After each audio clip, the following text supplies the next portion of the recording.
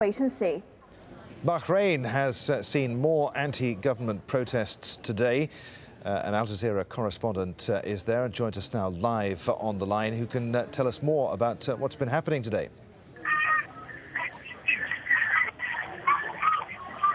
Well, if you can hear me, it's getting noisier and noisier by the minute.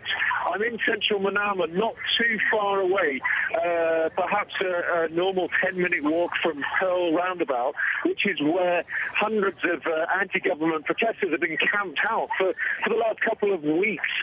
Of course, since the protests kicked off on February the 14th, and especially following the deaths of 7 protesters in February, they've become more and more determined to stay there. And right now, I would say that there's a gathering of around 10, well, certainly tens of thousands of Bahrainis are converging on Pearl Roundabout. They're marching from the Ministry of Foreign Affairs here in the capital. There's another demonstration going on as I speak in another town south of the capital at the Ministry of Information, where state television is based. And that's obviously another centre of anger for the protesters, who say that the state media have basically misrepresented what they've been pushing for all this time. OK, many thanks indeed. That's AlJazeera's correspondent in Bahrain, reporting live there from the capital, Manama. Now we're going to take you to Yemen, where there have been protests again today. Our correspondent Hashim Al joins us live from the capital. And Hashim, once again, it's been University Square that's been the focus of the demonstrations. Yes, and the anti-government protesters are gathering pace and momentum here in the capital, Sana'a, and across the country. We're getting reports of rallies, marches practically everywhere.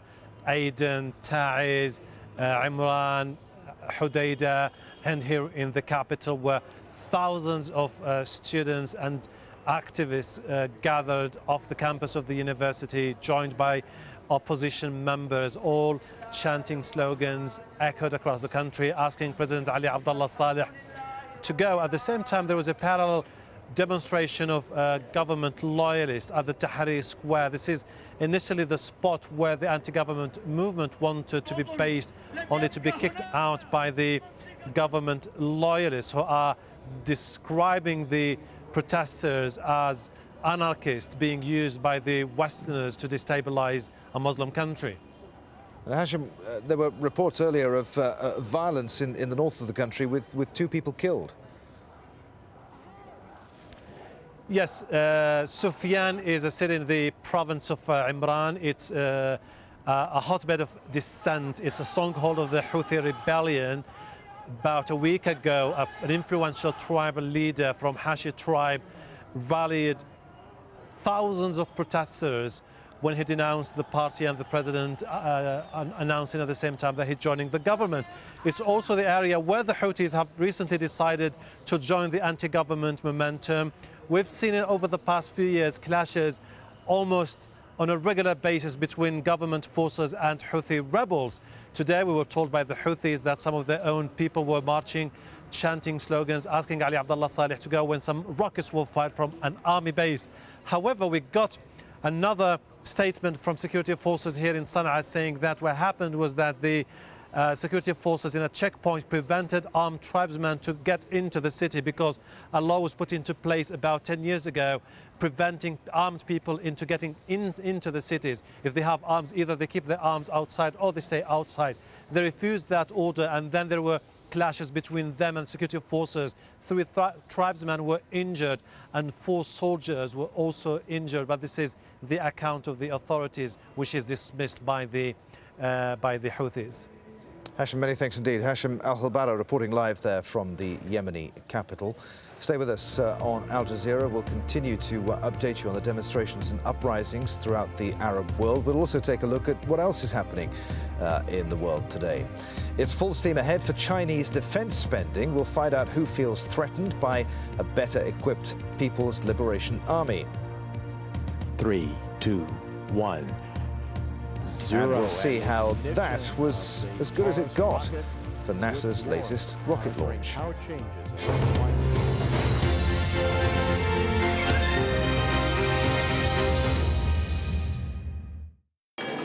As the dry condition extends over Amritsar, we'll find the right flavor to tempt your palate.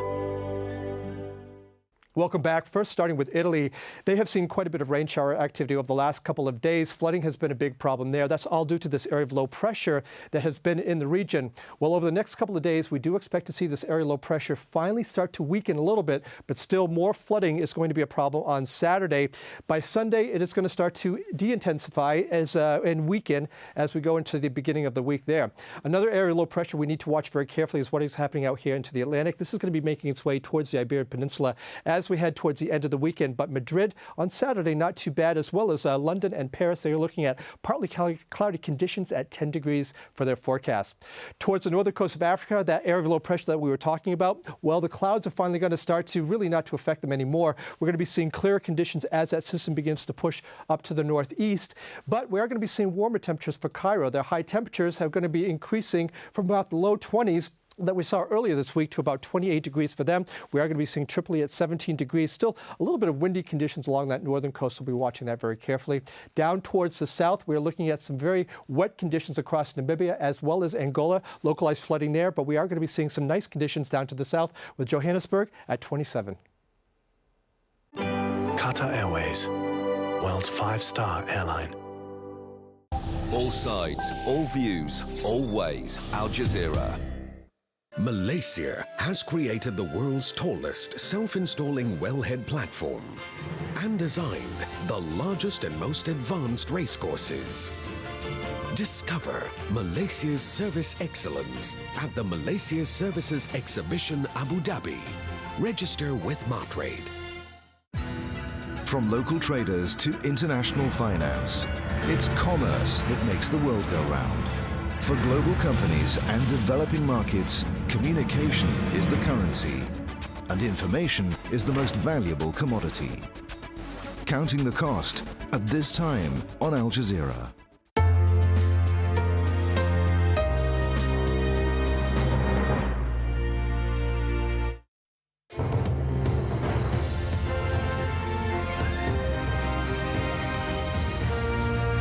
Hello again, this is Al Jazeera. A reminder of our top stories this hour. In Libya, opposition fighters are continuing to take on Muammar Gaddafi's security forces in towns across the country.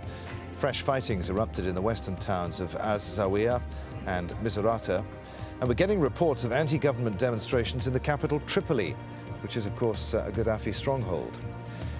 After Friday prayers, there have been more demonstrations calling for change across the Arab world, including here in Egypt. New Prime Minister Essam Sharaf addressed the crowd in Cairo, speaking alongside a senior member of the Muslim Brotherhood.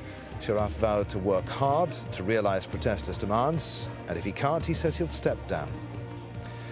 There have been more demonstrations in the Yemeni capital Sana'a, calling for the president to stand down. And in northern Yemen, it's reported that at least 2 people were killed during anti-government protests there.